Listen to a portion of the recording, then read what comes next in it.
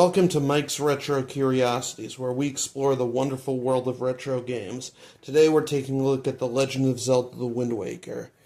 This game was originally released in 2002 for the Nintendo GameCube, and it eventually received an enhanced HD port for the Wii U. Now, the first thing you'll likely notice about this game is its striking art style. This game heavily utilizes cell shading, and it wasn't the first game to use it, but it was kind of the game that helped popularize the technique. This graphical style was initially very controversial when it was first unveiled. At the time, most games were kind of trying to be realistic, and I say realistic with air quotes because, obviously by today's standards, they don't look very realistic at all, but that was what they were going for at the time. For many people, the graphical style of the Wind Waker kind of helped sort of lean into the stereotype that existed at the time that Nintendo games were only for little kids and babies and that they weren't for real gamers.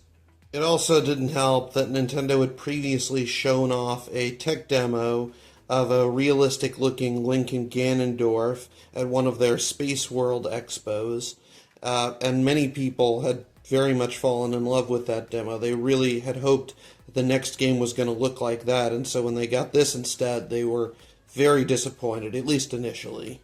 I have to admit that even I kind of fell for this negativity. I was very much worried that this game wouldn't carry forward the same quality as previous Zeldas like Ocarina of Time. Luckily, when this game came out, it very much assuaged all my worries. This game honestly rocks. And graphically, it looks absolutely beautiful. This game is tremendously expressive. The art style allows for a lot of subtle sort of characterization, and ironically manages to look a lot more timeless than the other games of the era that were going for a more realistic look. Plus, this art style also allowed for relatively low-poly environments, which meant that you could have much greater draw distances, and you could have fewer loading times and a much more seamless open world than we had really seen in the series before. Unlike previous Zelda games that took place largely on land, Wind Waker primarily took place on a vast ocean called the Great Sea, which was dotted with various islands. You used sailing to get around, and you used a magical baton called the Wind Waker to change the direction of the winds. Now, the sailing in this game has been heavily criticized, and I can definitely see where a lot of those issues stem from. For one thing, having to use the Wind Waker every time you just want to change directions is kind of a pain. Plus, sometimes there's sort of long periods of waiting. There isn't necessarily a whole lot to do when you're going from one place to another on the Great Sea. Nonetheless, this game sort of evokes an incredible sense of exploration and discovery.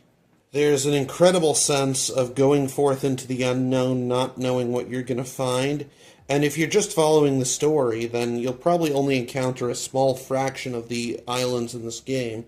This really is a game that I feel kind of benefits from sort of a completionist mentality of trying to go everywhere and find everything. The music in this game is excellent and very diverse, too, and it really sort of, it has a variety of interesting themes and leitmotifs that kind of evoke this sense of sailing the open seas. It's very nice.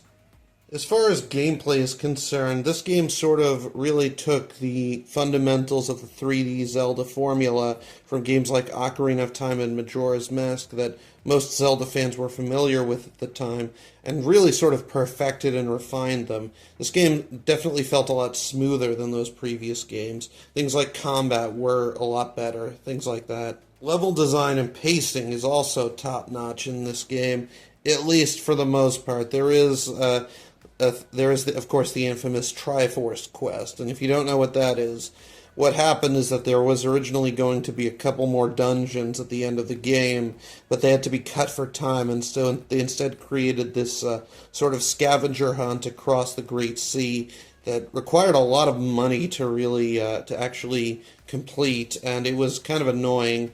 Less annoying, again, if you kind of go in this with a more completionist mentality of trying to explore everywhere. especially then that will sort of lessen your monetary concerns. But still, it was a bit of a blemish on this game. As for the story itself, it starts off very basic, just kind of a quest for Link to rescue his sister, but it eventually kind of expands and grows more complex. It features a pretty big plot twist at the midpoint, and there are a ton of great, memorable characters in this game. It also touches on some fairly interesting themes that I didn't fully understand when I first played this game, and I kind of felt that there was something going on that I didn't really grasp at the time, and it kind of took me a while to fully figure out what this game was talking about.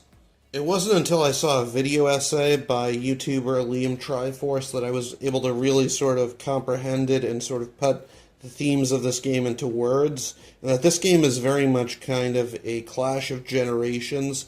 Like, it kind of portrays the younger generation, sort of symbolized by characters like Link and Tetra and so on, sort of clashing against an older generation of characters like Ganondorf and such, who kind of want to bring back the good old days, who want to change the world sort of for the worse, just for the sake of returning things to the way that they were. And actually, in a weird way, and I'm sure that this probably wasn't intentional, but in a weird way, that's almost like a microcosm of what was happening with the fandom at the time. You had so many fans who just wanted Nintendo to return to what worked with Ocarina of Time, that they were kind of unwilling to accept the brilliance of this game. Overall, Wind Waker is honestly a fantastic game. It's probably one of my all-time favorite games. Definitely, in my opinion, one of the top 5 Zelda games. It really just blew my expectations completely out of the water and did a lot to help evolve the franchise.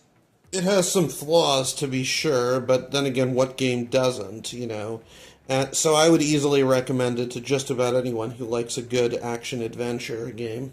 As far as differences between these two versions of the game, there are a few. For one thing, the GameCube version heavily featured sort of GameCube to Game Boy Advance connectivity. You could kind of do some stuff with an item called the Tingle Tuner, which allowed you to kind of see maps, gain access to various items, sort of help out Link in various ways. It was an interesting sort of way to use the technology. The HD version got rid of that feature and instead replaced it with Miiverse functionality, which of course no longer works. But it also included some other cool stuff, like you could have maps or a sort of item selection on the bottom screen for easy access. Plus you could even have stuff like gyro controls for aiming. Very convenient. The HD version, of course, true to its name, gave the original game an HD facelift. And in some ways, I actually think that this game looks worse than the original. In some ways, it looks better. Allow me to explain. This game very much heavily leaned on using bloom, and it looks good, but the thing is that I feel that using this much bloom kind of washed out the colors a bit from this version. I think that the colors kind of pop a little bit more in the original. Beyond that, they also kind of streamlined certain aspects of the game, like they included the Swift Sail, which made it so that you traveled across the Great Sea at double speed, and you didn't have to constantly pull out the Wind Waker to change the wind's direction. Plus, they also kind of simplified the Triforce quest. Both versions are definitely great. I guess I would slightly prefer this one, but you really can't go wrong with either one. But yeah, that will be about it for today. Please remember to like, comment, and subscribe. This video is sponsored by M&M Games, and I will see you guys next time.